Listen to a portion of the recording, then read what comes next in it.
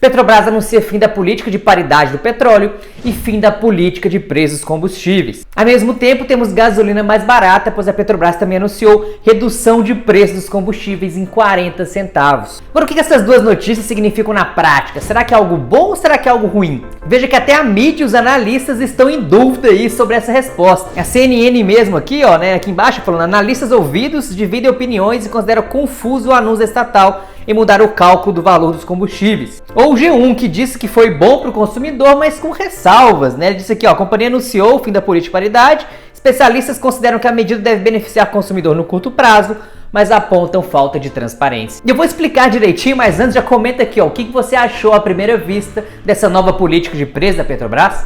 Porque veja só, o petróleo era uma commodity, né? O que é uma commodity? São produtos que não têm uma diferenciação muito grande e que por isso são vendidos, são comercializados mundialmente e têm um preço equivalente no mundo todo. Então, por exemplo, açúcar, por exemplo, o próprio petróleo, né, o combustível, eu tenho também o trigo, eu tenho o café, todos esses produtos são commodities e o preço é negociado em dólar no mercado internacional. De maneira que as empresas, para negociar externamente, né, fora do país, precisam utilizar esse preço internacionalmente. Agora, uma empresa não adotar esses preços significa o quê? Ou ela vai colocar mais caro e aí não vai vender para ninguém, porque alguém poderia comprar mais barato em outro lugar, ou ela vai colocar mais barato e vai vender mais barato e ter prejuízo do que ela poderia ganhar. Ou seja, não faz sentido para uma empresa ela adotar uma política diferente dessa, porque ela não vai ganhar em lugar nenhum. Só que lá em 2013, 2014, lá no governo Dilma, era exatamente isso que acontecia, pois não existia essa paridade de preços internacionais com a Petrobras. Ou seja, o governo na época, né, lá em 2013, 14, né, no governo Dilma, ele simplesmente abaixou o preço do combustível, ou seja, deixou a gasolina e o diesel barata para todo mundo, às custas de quem? Da Petrobras. Ou seja, a Petrobras assumiu esse prejuízo, assumiu essa diferença entre o preço que deveria ser cobrado e o preço que era vendido, justamente para poder o quê? Para poder subsidiar essa política populista, né? Essa política de fazer aí a questão social, né? E parecer aí o bonzinho, tô deixando o preço barato.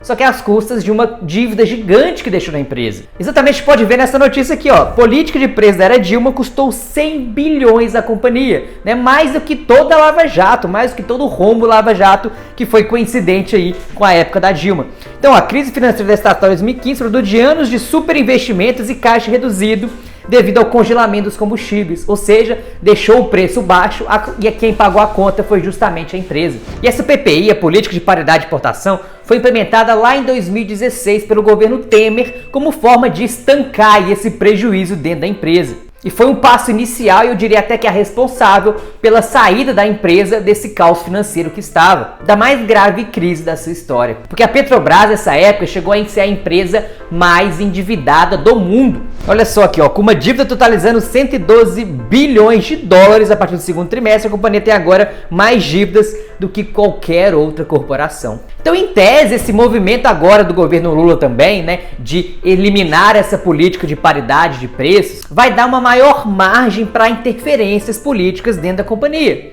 De maneira que a mesma coisa que deu errado lá atrás, em 2013, 2014, 2015, que é essa não paridade, ou seja, essa política econômica da Petrobras que deu errado para a companhia, pode estar se repetindo agora. Justamente porque pode ser que o governo abaixe o preço do combustível, como já está acontecendo, às custas de quem? Às custas da empresa, ou seja, a empresa Petrobras pode ser que ela assuma esse risco, assuma esse prejuízo de manter esses preços baixos, justamente por uma questão política, uma questão social, né, do governo deixar os preços congelados para baixo. E apenas o futuro vai dizer quais serão as consequências dessa nova política. Até porque, né, o anúncio do governo, o anúncio, na verdade, do presidente da Petrobras, ele não foi muito claro com relação a como será esse novo cálculo dos preços dos combustíveis. De maneira que ainda não se sabe ao certo qual será o impacto disso. Tanto é que as ações da Petrobras no dia do anúncio chegaram a subir, justamente porque a expectativa do mercado era de uma notícia muito mais negativa, era que o impacto inicial fosse muito grande.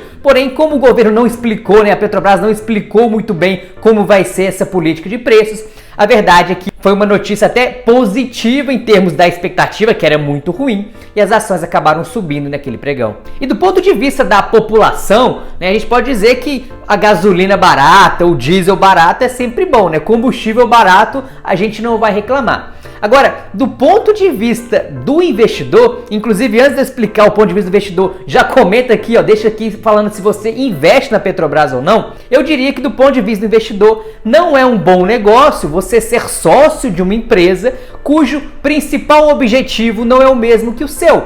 Porque qual que é o principal objetivo de uma empresa, né? É o que? É dar lucro, porque ela dando lucro é sinal de que ela está gerando valor para pessoas, gerando valor para uma quantidade grande de pessoas, e aí ela consegue fazer o lucro, fazer caixa, fazer dinheiro e seguir com o seu negócio ajudando pessoas. Então se você é sócio de uma empresa cujo principal acionista, nesse caso o governo, ele não tem o mesmo objetivo que o seu, ou seja, o objetivo do maior acionista é simplesmente abrir mão do lucro em troca de alguma questão política, eu não penso ser um bom negócio de investir. E veja que o próprio governo ele não é muito beneficiado também com essa política, porque ele sendo o maior acionista da empresa, esse lucro é repartido para, né, os dividendos, é repartido para os acionistas, a União é o que mais recebe, de maneira que o governo vai diminuir a arrecadação, né, limitando aí o lucro da empresa, simplesmente por uma política de deixar os preços baixos e fazer a média com a população. Por esse motivo que eu, André, não invisto em empresas que têm participação grande do governo, que eu não invisto em Petrobras e também não invisto em outras empresas que têm governo. Porque se você parar para pensar, tem tanta empresa boa por aí que não faz sentido você se meter em rolo, você entrar, colocar o seu dinheiro nessas empresas que são lá assim... pode ter problema, pode ter alguma coisa. No caso agora a questão do governo, né, meter o dedão lá. Não precisa de você entrar nesses rolos. Existem tantas empresas boas, tanto no Brasil quanto fora, que não faz sentido você colocar o seu dinheiro nesse tipo de empresa. E principalmente se você não é analista, né? Se você não trabalha no mercado financeiro, não faz sentido algum você ter que ficar acompanhando cada notícia. E agora o que vai acontecer? O governo fez isso, fez aquilo, deu lucro, não sei o que lá das contas. Ou seja, você que é engenheiro, advogado, médico, seja lá a profissão que for, você vai fazer muito mais dinheiro, ter muito mais paz e tranquilidade na sua vida se você simplesmente focar no seu trabalho, seu tempo e energia e fazer o feijão com arroz bem feito nos investimentos, ou seja, fazer boas escolhas de empresas que não têm esses rolos, empresas que vão te deixar tranquilo, empresas que têm lucro consistente, que têm dívida equilibrada, que têm uma boa margem, que têm um bom ROI ao longo de vários anos, né, que estão crescendo, todos esses parâmetros ao longo dos anos. Porque dessa forma você vai ficar tranquilo com o seu dinheiro trabalhando para você, enquanto você foca em fazer mais dinheiro, em poupar mais e ir aumentando os seus aportes mês após mês, de maneira que você vai também crescendo no patrimônio e aí você vai ficar mais tranquilo, com mais dinheiro e sem precisar se meter nesses rolos, ou seja, não vai ser influenciado por qualquer decisão do governo. Porque cá pra nós ninguém merece ter que ficar acompanhando notícia o tempo todo para saber se suas ações vão cair, vão subir, se vai ganhar dinheiro, vai perder dinheiro.